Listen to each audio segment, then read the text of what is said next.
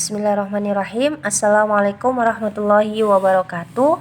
Kami peserta Latsar CPNS 2021 Angkatan 8 Kelompok 4 Kota Cirebon.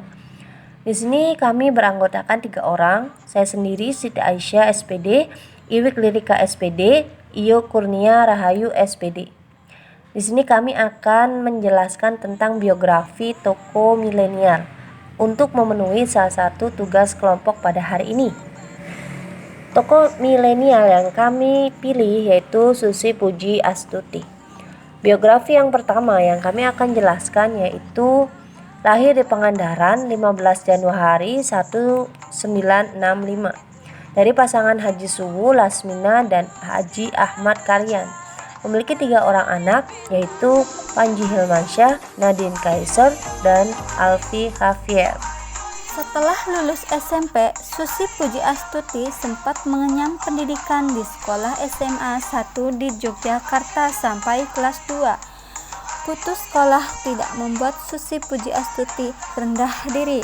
Susi justru termotivasi untuk mandiri.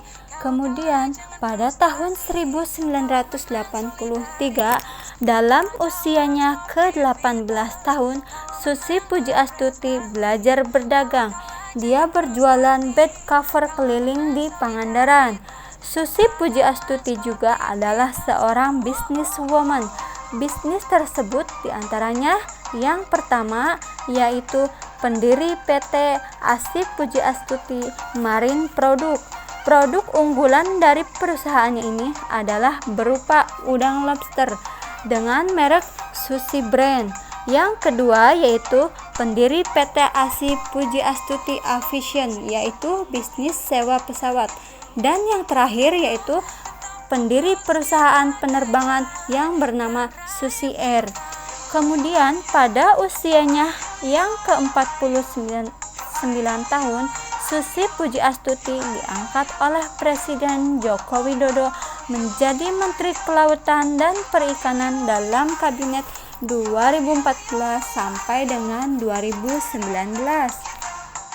Selanjutnya kita akan mengetahui aksi sukses Susi Puji Astuti selama menjabat sebagai menteri. Yang pertama adalah penenggelaman kapal pencuri ikan atau illegal fishing.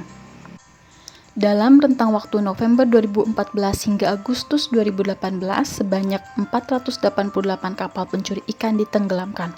Sebagian kapal tersebut berasal dari Vietnam. 2.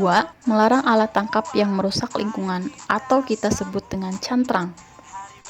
Walaupun kebijakan Susi soal cantrang menjadi persoalan yang kontroversial lantaran mendapat banyak pertentangan, namun pada akhirnya diperoleh kesepakatan dari hasil pertemuan tertutup antara Presiden Jokowi, Menteri Susi, dan perwakilan nelayan di Istana Negara pada 17 Januari 2018.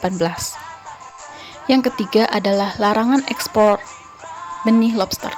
Susi juga mengeluarkan larangan ekspor benih lobster melalui Permen KKP nomor 56 tahun 2016 tentang larangan penangkapan dan atau pengeluaran lobster, kepiting, dan rajungan. Hal itu agar tidak terjadi eksploitasi besar-besaran karena permintaan dari luar negeri yang sangat tinggi.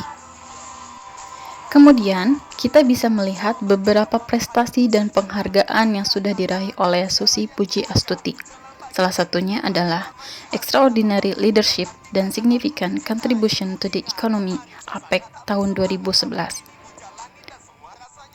Dari berbagai prestasi dan penghargaan tersebut dapat menjadi bukti bahwa tokoh inspiratif kita telah memiliki nilai-nilai aktualisasi yang dapat kita ambil. Di antaranya, yang pertama, sikap cinta terhadap tanah air, di mana beliau dengan tegas membuat kebijakan yang dapat melindungi negara dari berbagai ancaman. Dalam kehidupan sehari-hari, kita dapat mengimplementasikannya dengan datang tepat waktu ke kantor dan melaksanakan tugas dengan penuh tanggung jawab. 2. Pelayanan publik. Yang ketiga, rela berkorban untuk bangsa. Sebelum dilantik, Ibu Susi Puji Astuti melepas semua posisinya di perusahaan penerbangan Susi Air dan beberapa posisi lainnya. Demikian pemaparan biografi dari kelompok kami mengenai tokoh inspiratif, tokoh milenial Ibu Susi Puji Astuti. Banyak hal yang dapat kita ambil dari karir perjalanan beliau. Mari terus belajar dan kita tutup dengan kutipan beliau, bermimpilah setinggi-tingginya. Wassalamualaikum warahmatullahi wabarakatuh.